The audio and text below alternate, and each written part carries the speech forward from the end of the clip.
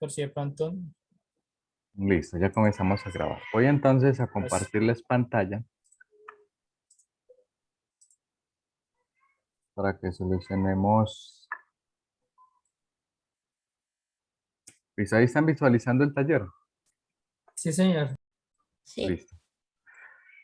Entonces, vamos a tratar de hacer todo lo que tiene que ver con cédulas. Dejamos de un lado lo que es el patrimonio para que nos rinda un poquito más. Listo.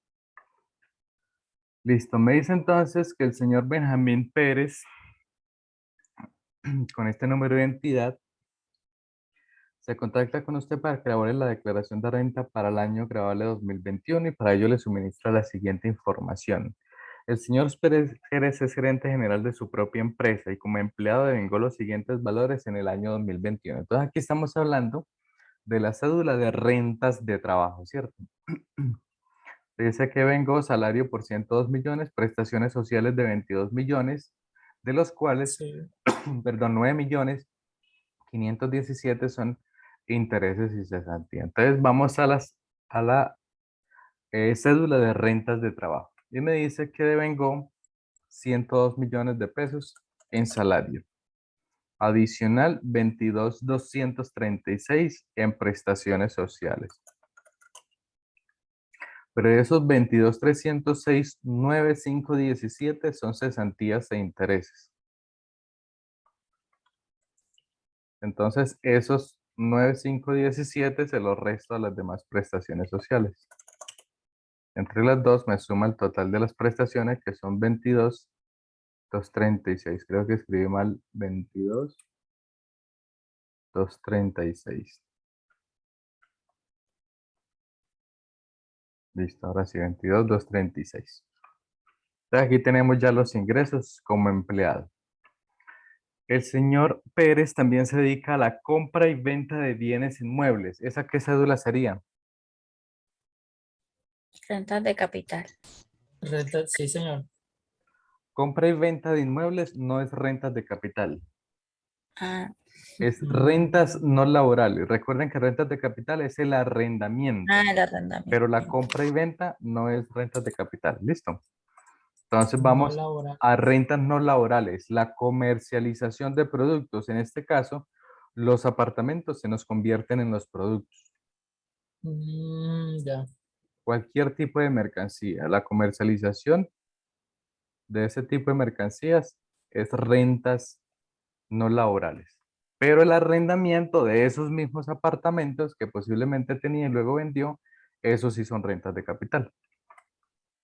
Ok. Listo. Entonces se dedica a la compra y venta de bienes inmuebles de algunas propiedades que tiene. En el año 2021 recibió la suma de 166,360,000 por concepto de arrendamiento. Bueno, ahí este ingreso sí es rentas de capital.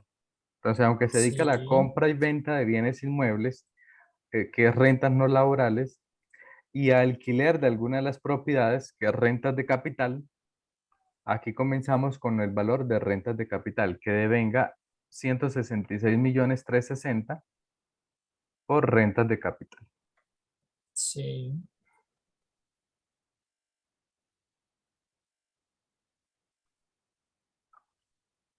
Listo, entonces 166,360 por arrendamiento. Y por ese concepto cotizó. Y por ese concepto cotizó durante el año a Seguridad Social sobre una IBC de 2,300,000 mensuales. Ese fue el IBC que utilizó para cotizar Seguridad Social. Eso quiere decir que son 2,300,000 por EPS, es el 12,5% mensual por los Por 12 12. meses del año. Sí, Listo. señor. Lo mismo lo vamos a aplicar para pensión, pero ya sobre el Pero por el 16%. 16. Listo. Los 2,300,000 no le alcanza a dar para fondo de solidaridad pensional. Entonces solamente paga EPS, pensión y riesgos profesionales, porque estamos hablando de un independiente. Sí, señor.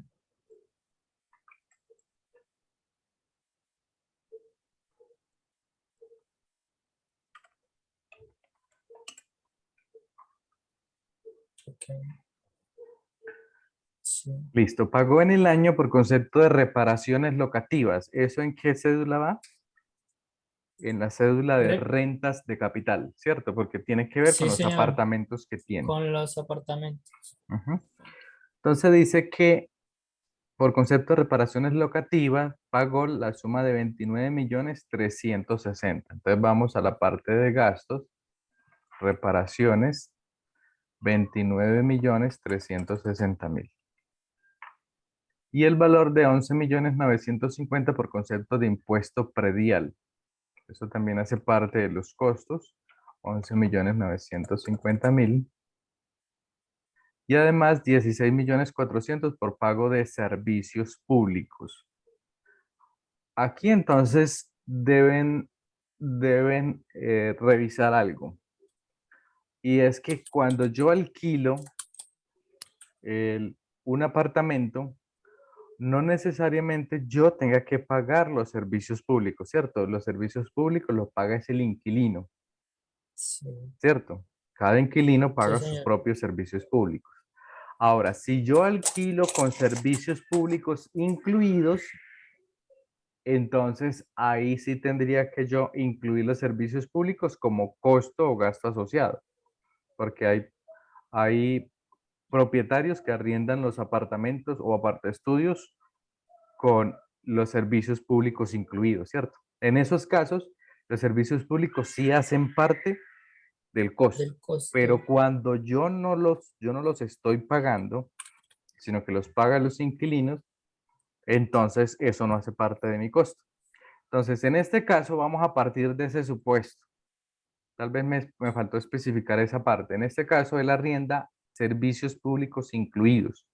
¿Listo? Entonces, Incluidos. sí, señor. Es decir, él paga los Ok. servicios públicos, el inquilino no los paga, pero él Listo. indirectamente se lo cobra en el arrendamiento. Entonces, Listo. ahí vamos a incluir esos servicios públicos.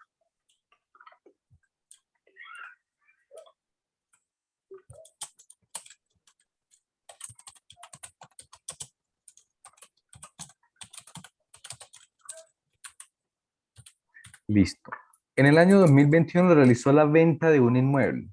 Hasta el arrendamiento es rentas de capital, pero yo una vez lo vendo, es rentas no laborales. No laborales. Ujú. Entonces vamos a rentas no laborales. Ventas de activos Rentas- inferiores a 2. Ah, bueno, Ahí ahí, está ahí lo bajito, profe, ahí tenemos, lo sí, tengo. eso. Entonces ahí lo tenemos. Dice que recibió 242.350.000. Dicho inmueble ha sido comprado en el 2020 por valor de 170 millones. ¿Para qué me sirve estos 170 millones? Para la ganancia ocasional. Ah, no. No es ganancia ocasional porque No. lo vendió No, no, antes de 2 porque años. eso sería un costo. Dice inmueble había sido Exacto, es un comprado costo. por Entonces nos vamos a costo asociado de la mercancía y ponemos los 170 millones en el cual se había comprado. Ok. Y en la declaración de renta del 2000, realmente de 2020, se había declarado por ese valor. Por esta actividad, el señor Pérez cotizó a Seguridad Social por un salario mínimo durante el 2021. Entonces, en este caso tenemos un salario mínimo, 908,526. muchas gracias, por 12.5% por los 12 meses. 12. 1.332.000. Eso mismo lo hacemos para pensión y eso mismo lo hacemos para riesgos. Listo, y ahí tenemos entonces la sumatoria. Luego dice, en el 2021 realizó aportes a fondo de pensiones voluntarios por valor de 9.560.000 y además realizó aportes a cuentas AFC por 3.980.000. ¿Dónde llevarían ustedes esas rentas exentas? Profe, yo la llevaría a las rentas de Laura. trabajo Eso es el trabajo. Rentas de para, trabajo. sí, Listo. Entonces, aquí comienzan uno de los análisis que ustedes deben comenzar a hacer. Entonces, si vamos a rentas de trabajo, tenemos unos ingresos, una renta líquida de 124 millones. Si vamos a rentas de capital, tenemos una renta líquida de 100 millones. Y si vamos a rentas no laborales, tenemos una renta líquida de 69 millones, ¿cierto? Sí. Entonces, siempre tratemos de llevarla en la medida de lo posible a aquella cédula que tenga más renta líquida, porque al tener más renta líquida puede tener mayores deducciones, Mm, ¿cierto? Entonces, ok. en este caso, La no renta, existe, no existe una regla rígida que diga siempre tiene que ser a esta cédula, no. Usted perfectamente puede llevarlas a rentas no laborales, puede llevarlas a rentas de capital o puede llevarlas a rentas de trabajo. En este caso, para el ejercicio, yo voy a decidir llevarme una a una cédula y la otra a otra cédula. Esto con el fin de comenzar a distribuir las rentas exentas en cada una de las subcédulas. ¿Listo? ok. Entonces, voy a llevarme, en este caso, los aportes voluntarios de pensión. Me las voy a llevar, que es el valor más grande, a rentas de trabajo, que lo tengo aquí. Ok. 9.560.000. Y Y los aportes a cuentas AFC los voy a llevar a la cédula que más no, tenga, creo que rentas no de laboral. capital. Esta tiene 100 y esta tiene 69. Entonces voy a llevarla a rentas de capital. Rentas de capital. Ok. ¿Listo? Como te comento, si alguien la quiere llevar a rentas no laborales, no habría ningún problema cuando es por subcédulas, porque al final hay que evaluar toda la cédula general. Listo, entonces voy a llevarla ahí. ¿Por qué? Porque es la que más renta líquida tiene entre las dos.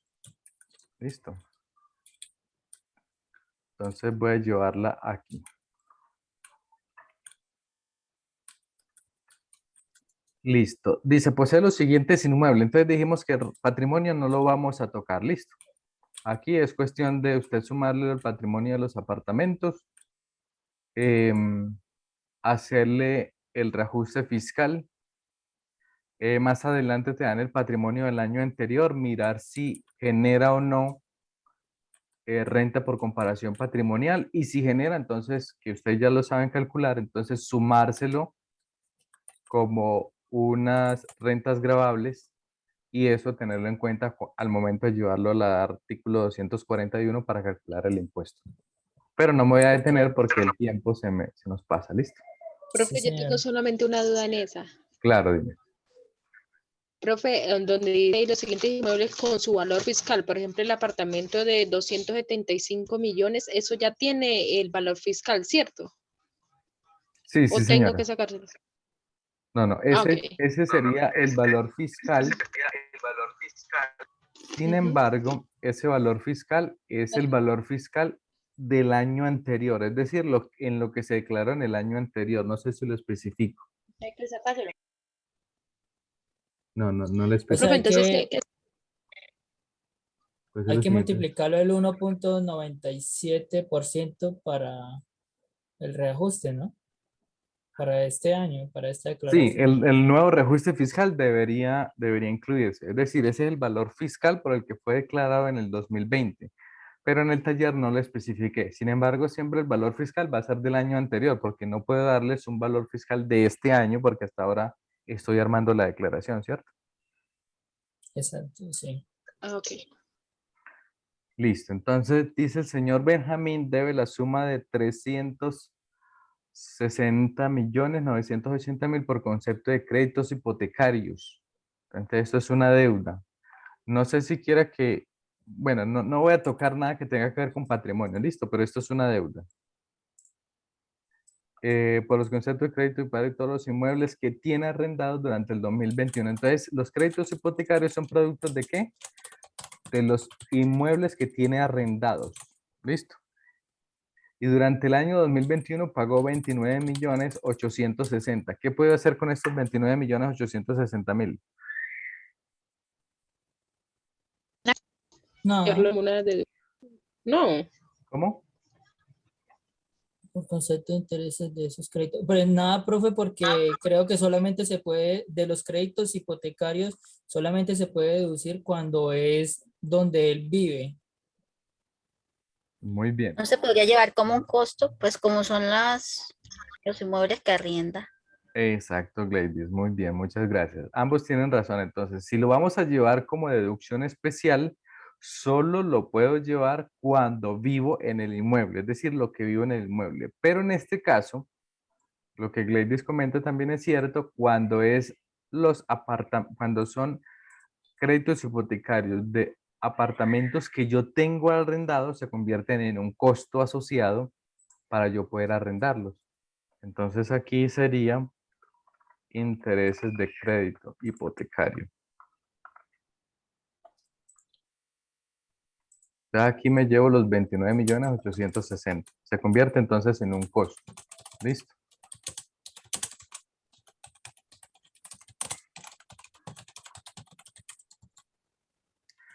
Además, debe el valor de 245.300.000 por préstamos a particulares. Eso hace parte de los pasivos, es decir, es patrimonio, de los cuales están soportados con una letra de cambio. El gravamen a los movimientos financieros para el 2021 fue de 451.000 pesos.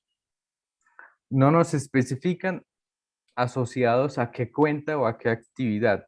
Es libre de usted llevarlo donde usted desee. No tiene ningún inconveniente. Entonces yo voy a llevarlo. A rentas de capital.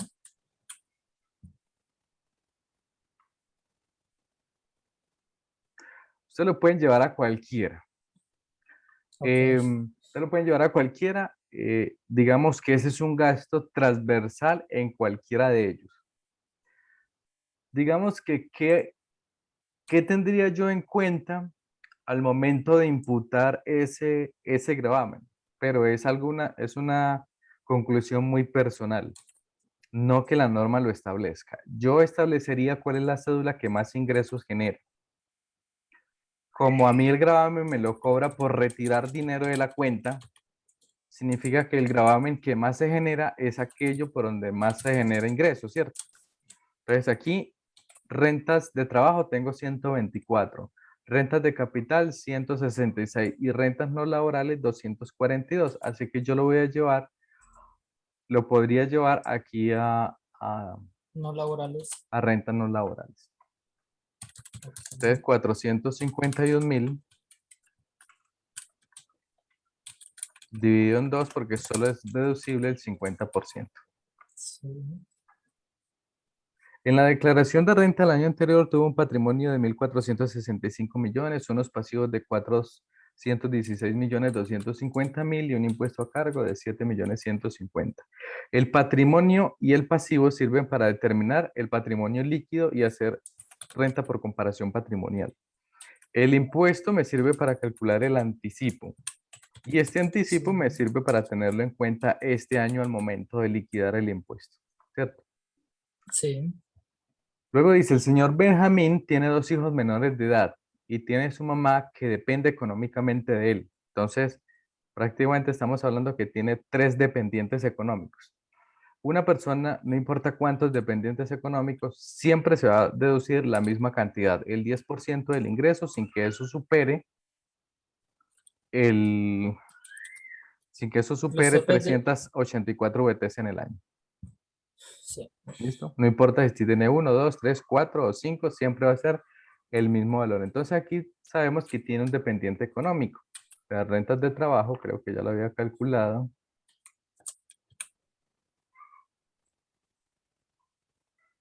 No, no lo había calculado. Entonces sería este por el 1%. Perdón, el 10%. 10.200.000. Siempre y cuando 12. eso no supere los 384 VTs, que para el año 2021 estamos hablando de 13 millones. Es decir, este valor está bien porque no lo está superando. Listo. Y dice que tiene a su mamá que depende económicamente de él y por la cual recibió la suma de 816.000 como subsidio de Confama. ¿Eso en qué cédula iría? No laborales. Rentas no laborales. Recordemos que hay unos rubros que dicen beneficios de Estado, beneficios gubernamentales. Entonces, en este beneficios gubernamentales entra el subsidio que tiene de parte de Confama, 816. También recordemos que en la plantilla hablábamos que uno de los conceptos de ingresos no constitutivos de esa misma cédula son los beneficios no reembolsables del Estado. Entonces aquí también ponemos los 816.000 pesos. Es decir, es un ingreso, pero es un ingreso no constitutivo de renta ni ganancia ocasional. Por lo tanto, lo sumo acá, pero lo resto como ingreso no constitutivo. Es decir, no es un ingreso grabado. Luego me dice adicionalmente ganó la Lotería de Medellín por valor de 15.250.000 y le practicaron retención en la fuente por valor de 3.050.000. Ahí ya estamos hablando sobre otro rubro que se llama ganancias ocasionales, ¿cierto? Aquí yo no tengo esa parte, entonces vamos a poner ganancias ocasionales.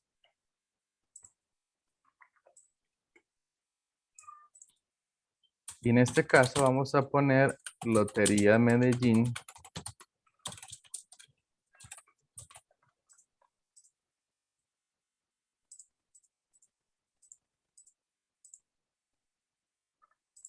y vamos a decir que el ingreso fue de 15.250.000, pero le hicieron una retención en la fuente.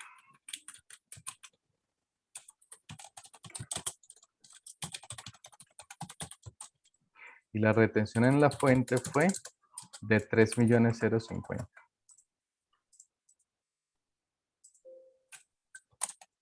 Como esta Lotería de Medellín, sabemos que es un ingreso por ganancia ocasional.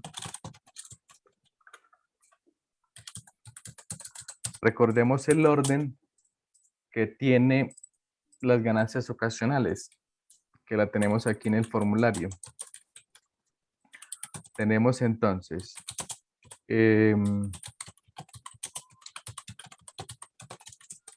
las ganancias ocasionales, tenemos el costo de esas ganancias ocasionales y el ingreso menos el costo me da la ganancia ocasional grabada y esa ganancia ocasional grabada la pasamos a multiplicar por el 10 o por el 20% dependiendo de qué tipo de ganancia ocasional haya sido. En este caso tenemos 15.250.000, que es el ingreso que tuvo de la lotería, ¿cierto? Sí. Y entonces tenemos un costo de esa ganancia ocasional. ¿Cuál es el costo de una lotería? Realmente no tiene. Y la utilidad es igual al ingreso menos el costo, es decir, todo termina siendo utilidad. Y el impuesto de ganancia ocasional, en el caso de las loterías, es el 20%. En el caso de otros conceptos como venta de activos fijos, es el 10%. Entonces aquí, este es el impuesto. Pero si ustedes notan, el impuesto y la retención es lo mismo. Hicieron retención en la fuente. Eso pasa con las loterías. Usted se gana la lotería y automáticamente te descuentan el impuesto de renta o el impuesto de ganancia ocasional. Dado el caso que usted no tenga que declarar renta, pues ya está pagando el impuesto vía retención en la fuente. Pero si usted tiene que pagar renta, pues esto se va a volver netamente informativo. Usted le va a decir a la DIAN que tuvo un ingreso, un costo, en este caso es 0, una utilidad de 15 millones, calcula el impuesto de los 3 millones y ya entonces entra a cruzar con la retención en la fuente que le practicaron. Bueno, ya nos quedan solo 10 minutos. Entonces no sé qué alcancemos a hacer en esos 10 minutos. Entonces listo, tenemos aquí rentas de trabajo, el ingreso, los ingresos no constitutivos. Ah, yo no le mostré en el ejercicio las deducciones, ¿cierto? Las deducciones. No, Ujú. me hizo falta esas deducciones. Vamos a calculárselas aquí. Listo. Voy a decirle que el 4% de esto, el 4% de esto también. Posiblemente le dé incluso hasta fondo de solidaridad pensional, claro.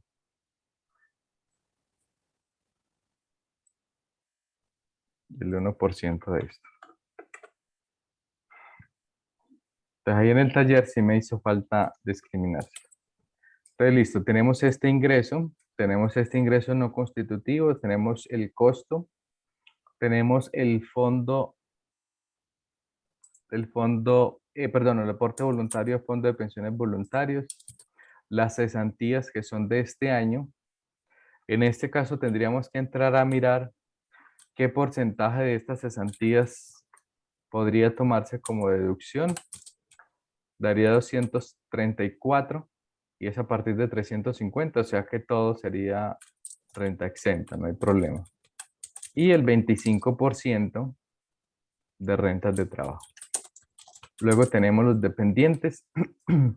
Tenemos entonces 52 la sumatoria entre renta exenta y 46 como el límite, así que vamos a tomar el límite. Entonces tomamos el subtotal 1 y le restamos el límite de estos dos, que son 46.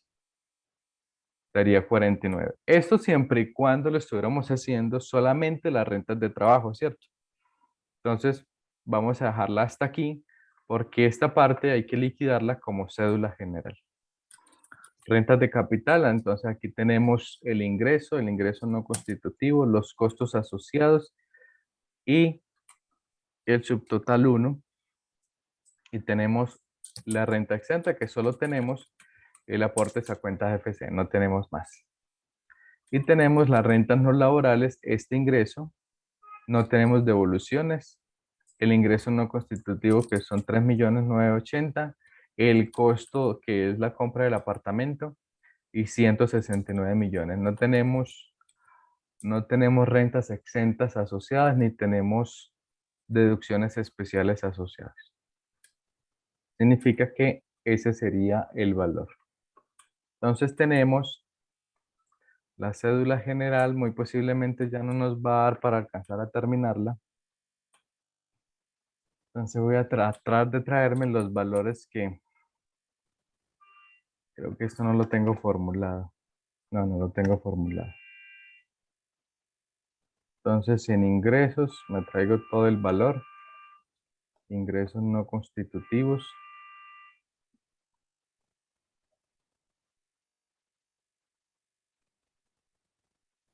Aportes voluntarios a cuentas AFC.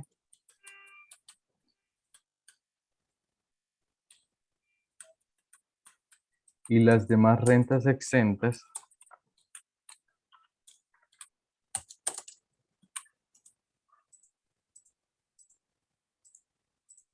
Que es la sumatoria de esta más esta. Me da 39. 966. Sí. Eso en rentas de capital. 39.966. Muy bien, listo. Entonces ahí tendríamos esta parte. Creo que en este ejercicio no tenemos deducciones especiales. Ah, tenemos los dependientes Solo los económicos. 12. Sí. Entonces no tenemos esta, pero sí tenemos la de los dependientes económicos.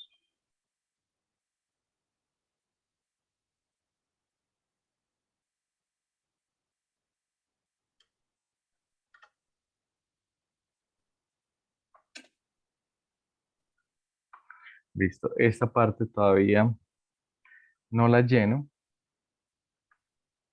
Bueno, voy a dejarla ahí porque la sumatoria de esas dos, posiblemente esa es la que me vaya a funcionar. Voy entonces para rentas de capital, que es la otra cédula. Me traigo el ingreso no constitutivo. Me traigo los costos y gastos procedentes. Y tengo la renta líquida. Creo que no tengo. Así tengo una cuenta exenta que son cuentas AFC. Ellos lo piden de manera individual, entonces es el valor que me voy a traer. No tengo deducciones especiales. Entonces aquí no tengo nada. Y ya ese es el valor. Luego me traigo la información para de rentas no laborales. Rentas no laborales. No tengo devoluciones. Los ingresos no constitutivos de renta.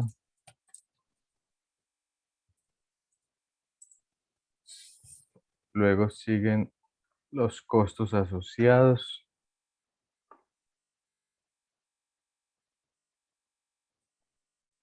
Aquí, ¿qué es lo que tengo?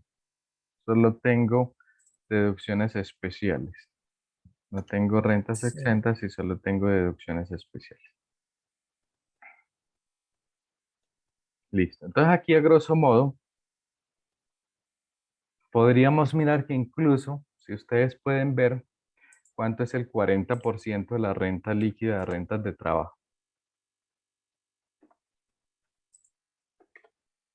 46 millones. Y esto tiene 52. Si ustedes desean, o sea, eso es algo que ustedes pueden comenzar a hacer en el análisis, es utilizar, por ejemplo, los aportes voluntarios que se utilizaron en en esta cédula y pasarla podría ser a rentas de capital, por ejemplo, que tiene más renta líquida que la de renta no laborales, aunque la diferencia es muy poca, ¿cierto? Pero sí tiene más renta líquida. O pasar las rentas de trabajo. Finalmente la renta líquida es mayor para rentas no laborales. ¿Sí me hago entender? Es decir, yo quito estos 9.560.000 de aquí y la paso a rentas no laborales. 9.560.000. ¿Por qué decidí cambiarla? Simplemente por manejo general. No es que sea obligación. En esencia, ustedes van a terminar siendo lo mismo. Le hubiera puesto en rentas de trabajo, rentas no laborales, eso no le modifica a usted el impuesto.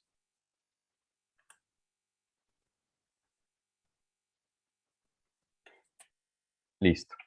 Y ya con eso, ahí sí comienzo a tener en cuenta entonces el límite del 40%. Entonces aquí tenemos ya la fórmula, el total de los ingresos, total de ingresos no constitutivos, total de costos asociados. Este es el total de la renta líquida, el 40% terminaría siendo 101 millones. Entonces comenzamos con la primera cédula. La primera cédula es 45 millones la sumatoria de los dos, ¿cierto? ¿Esos 45 millones superan el 40%? No. Y tampoco me supera la renta líquida. Así que perfectamente puedo dejar eso. Lo mismo aplicaría para este. Este más este no me supera el 40% de la cédula general. Y tampoco me supera la renta líquida. Así que no tengo problema, puedo dejarle este. Y lo mismo aplicaría para este. La sumatoria de los tres no me alcanza a dar tampoco la renta, el 40%, me da solo 58 millones. Y tampoco supera la renta líquida. Así que perfectamente puedo dejarlos así como está. Y ya con esta renta líquida, que la sumatoria son 195, finalmente es lo que yo voy a llevar al artículo 241. ¿Les quedó un poco más claro? Profe, y si hay comparación patrimonial, lo llevo a ese valor de 195. Tendría que sumarla como mayor valor de los Ah, eso. 195 y ahí sí llevarlo al artículo 241. Ok.